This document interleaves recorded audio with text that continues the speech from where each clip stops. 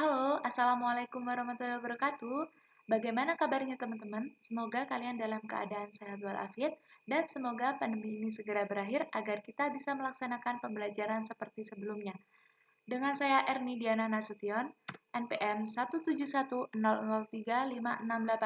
dari STKIP PGRI Lumajang, jurusan Pendidikan Matematika. Pada video ini saya akan jelaskan materi tentang bilangan prima. Di video ini, saya akan menjelaskan detail tentang definisi bilangan prima, kemudian ada istilah bilangan komposit, dan beberapa contoh yang akan saya jelaskan nanti. Untuk video ini, saya akan menjelaskan satu teorema saja, dan untuk teorema-teorema yang lainnya akan dijelaskan oleh teman-teman saya. Definisi bilangan prima. Misalkan bilangan prima itu kita notasikan sebagai P. Definisi dari bilangan P itu adalah bilangan bulat lebih dari 1 dan hanya habis dibagi oleh 1 dan P, atau bilangan tersebut sendiri, atau tepat mempunyai dua faktor positif ya, di situ yaitu 1 dan P.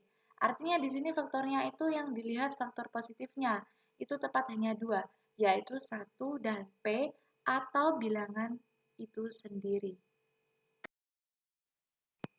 Bagaimana dengan bilangan komposit?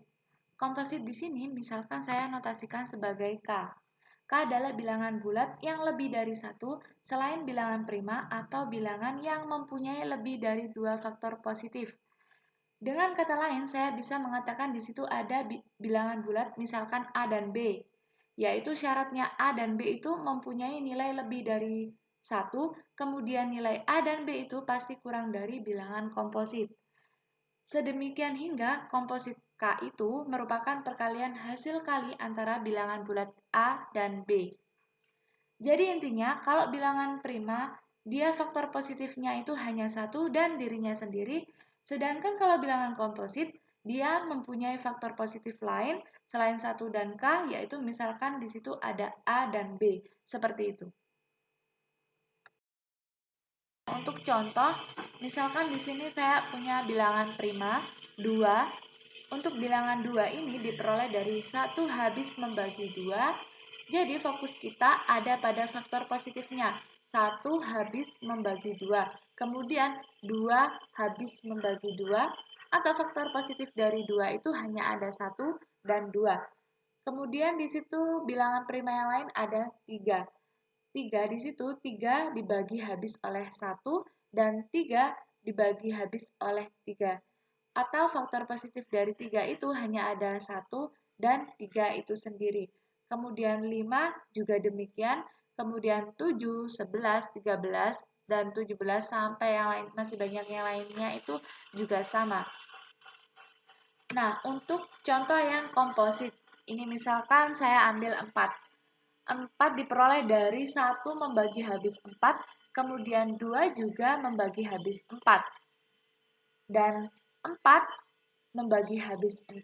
Atau faktor positif dari 4 itu tidak hanya 2, tetapi apa? Tidak hanya 1 dan 4 saja, tetapi 1, 2, dan 4 seperti itu. Dan untuk yang 6, 8, 9 juga sama. Teorema fundamental aritmatika. Untuk setiap bilangan bulat positif yang lebih besar atau sama dengan 2 dapat dinyatakan sebagai perkalian 1 atau lebih bilangan prima. Contohnya di sini 9. 9 ini ada dua faktor prima yaitu 3 dikali 3. 100, 2 dikali 2 dikali 4 dikali 5 dikali 5. Dan di sini 100 mempunyai 4 faktor prima. 13 di sini hanya mempunyai satu faktor prima, yaitu 13 itu sendiri. Teorema ini menunjukkan bahwa baik bilangan prima maupun bilangan komposit, keduanya dapat dinyatakan sebagai perkalian dari satu atau lebih faktor prima. Coba kita buktikan.